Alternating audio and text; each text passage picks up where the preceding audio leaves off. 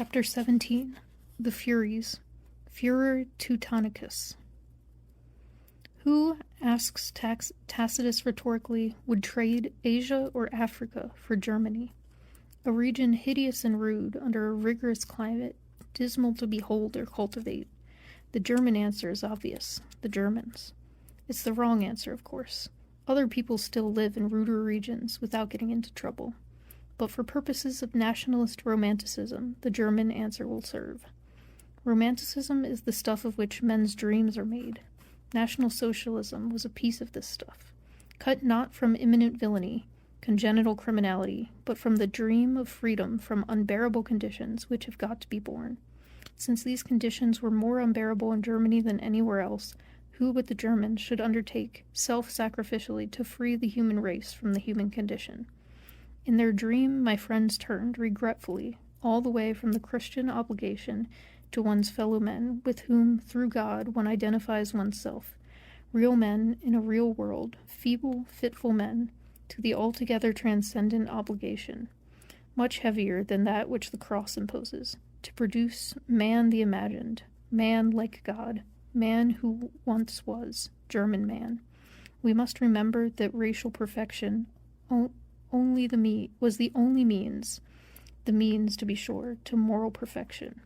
Moral perfection was possible, and moral perfection in Germany would alleviate the human condition everywhere, even among those who, incapable of perfection because of their lower nature, would have to have alleviation forced upon them.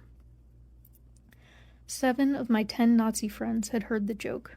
It originated in Germany during Nazism, and enjoyed it. What is an Aryan? An Aryan is a man who is tall like Hitler, blond like Goebbels, and lithe like Göring. They too had smiled at the mass Aryanization, the first of the Italians and then of the Japanese. They all knew Aryans who were indistinguishable from Jews, and Jews who were indistinguishable from Nazis. 6 of my 10 friends were well below middle height, 7 of them brunette, and at least 7 of them brachycephalic, of the category of head breadth furthest removed from Nordic long-headedness. None of this mattered. All of this was only reality, a parliamentary quibble. The German, said the German philosopher, has a yesterday and a tomorrow, but no today. Out of my 10 Nazi friends, the German spirit manifest in the whole unbroken history of suffering and sacrifice of the whole German people, would tomorrow at the latest breed yesterday's German. Blond, blue-eyed, huge, as he appeared to the divine Julius, who happened to be dark and squat. Men too heavy-laden not only can, but must, dream such dreams. Wagnerian men, like gods, and Faustian men, like angels, people these dreamy lives. Raise the tailor from his steaming bench, release the farm boy from his blistering plow handles, fit the burning feet of the shop clerk with winged sandals, transport them to dark forests, darker in Germany than anywhere else, whence, stripped to the sword and shield and helmet, they hew their way to the top of the mountain. There, in a combination Walpurgis Wartburg, they hurl Teutonic Christian fire at the lightning, driving it and its demons away. The incubation of Germany was terrified by the huntsman's wild horde riding the night, and in the sacred groves the protective fire has never been allowed to die. In 1951, a German mayor burns the denazification records in the town square. In 1952, the Berlin police staged the greatest torchlight display since Nazism. In 1953, a German pacifist, mind you, burns the contractual agreement with the Allies in public in Hamburg. And all over Germany, at the fall farm festivals, at the spring school festivals, the climax of the celebration is a fire of orgiastic proportions. In 1933, anti-Christians burned a bonfire of books in Prussia to liberate Germany from the radical Jews.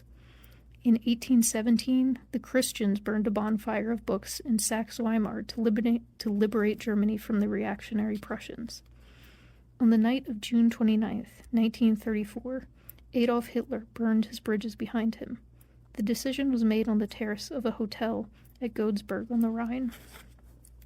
Sitting there alone in the night, The leader stared at 1,000 men on the lawn in front of them. Each of the 1,000 men held a torch. All of the 1,000 torches together formed a fiery swastika in his honor. The leader, staring into that fire, made the decision to decimate the party leadership. He left the terrace, commandeered his plane, and flew to Munich at midnight. The next morning was June 30th, 1934, the Day of Blood, the nationwide purge of National Socialism. The world, once purged by flood, ends always again in the sure purgative of fire. Deviltry runs deep in the Teutonic spirit. Those two little devils, Max and Moritz, the German counterpart of our comic strip mischief makers, specialize in enormities undreamed of and undreamable by Peck's Bad Boy, K.O. Mullins, and Dennis the Menace. And while it is a long way back from Max and Moritz to Martin Luther, who invited the Wittenberg students to the burning of the papal bull which split the church, the way is not trackless. The Lutheran Reformation, libertarian in its genesis, drove out the religious life of the German people such as sunshine as there was in Roman Universalism, replaced it with a gloom which still defies theological permeation, subordinated the church militant to the church military, and reestablished the sect of the patriot tribe. It was dreadfully heroic and dreadfully dramatic when the Augustinian monk said, "Hi stai ich can nicht anders," and defied the greatest power on earth. It was less heroic and much less dramatic, but no less prophetic, of Germany to come, when he decided that "give to him that asketh of thee" did not mean to give him what he asks, but rather what is good for him. It had taken a century to convert the English to Christianity, 7 to convert the Germans, and in some sections of the land the new faith had died out altogether as late as the end of the 11th century. My friend Kessler was right. The resistance of the Catholics, not to dictatorship, but to nationalist dictatorship, and to racism and idolatry, was stronger, if not significantly so, than Protestantism's. The strength of the Catholic Church was the strength of the Catholic Church. The strength of the Protestant Church was the strength of the German state, whose church dominated an almost half-Catholic country. In the Protestant North, one says Guten Tag. In the Catholic South, Grüß Gott, God be with you. It is a little harder, not much, but a little, to change to Hail Hitler from Grüß Gott than from Guten Tag. The Catholic Church is willy-nilly Protestant in a country whose state church is Protestant. Bismarck's campaign against it, and later Rosenberg and Goebbels, "We will deal with this crew," wrote Goebbels, of the Catholicism into which he was born, when the war is over, taught Catholics a little about living dangerously and cleaving joyously to a faith under fire. The common estimate that only 10% of nominal Protestants of Germany were and are free adherents to the state is, at least in Kronenberg, not low.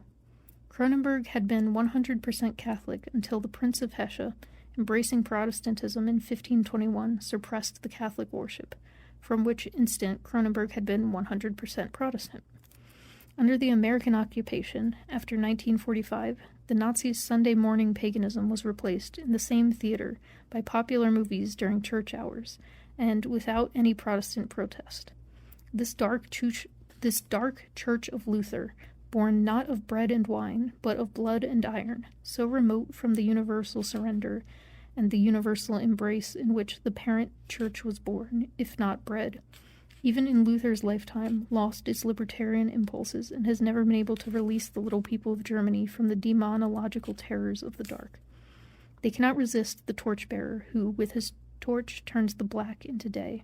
I had several talks with the country pastor, an anti-Nazi, who, without challenging the one scripture that we ought to obey God rather than men, shook his head doggedly and reverted again and again to the other scripture that said, "The powers that be are ordained of God."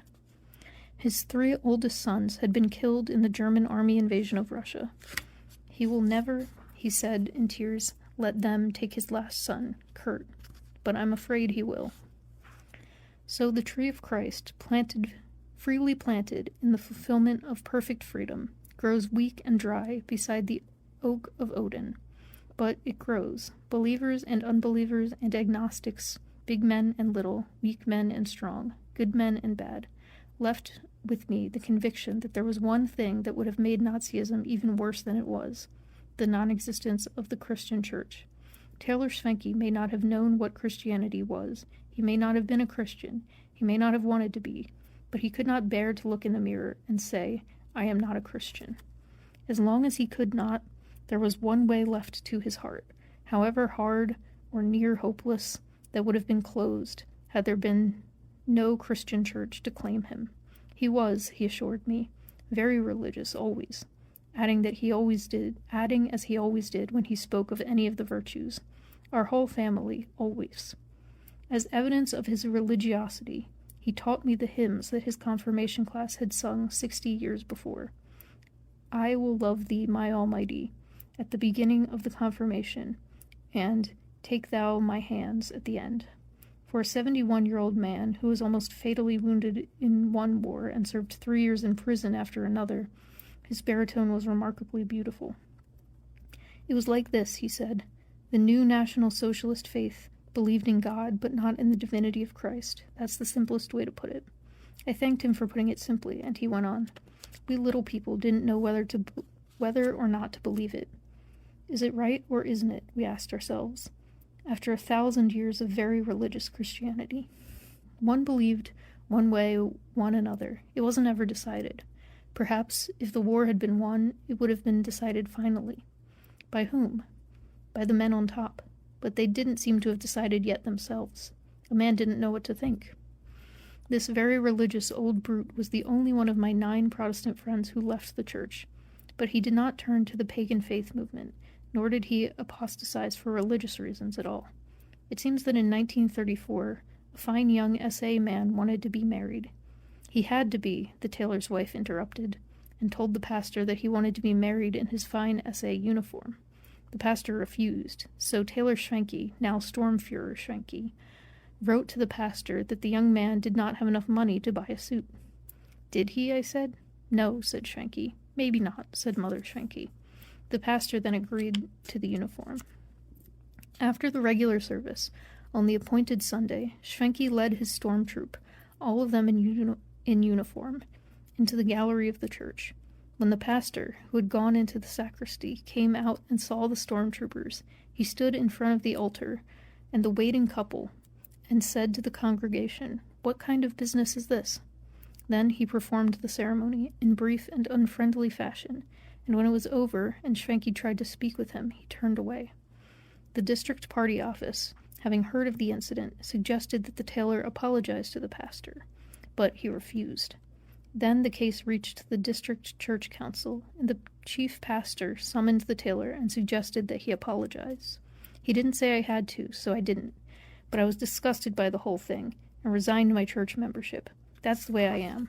Our whole family's that way. I started a petition to get that pastor out of his church. His daughter was married to a half-Jew, and a year later he was pensioned. That's all they want anyway. They just work for a salary and a pension like anyone else. If they weren't paid, they wouldn't work. A few days after this conversation, a local pastor of my acquaintance, who I knew had been talking with the tailor, called on me and asked me if I thought that Herr Schwenke was a Christian, a real Christian. I know that is a peculiar question, but his application to re-enter the church is before the council. I should guess, I said, that he's as real a Christian now as he ever was, but it would only be a guess. That isn't real enough, said the pastor. Why should he want to re-enter the church if he isn't a Christian? I said.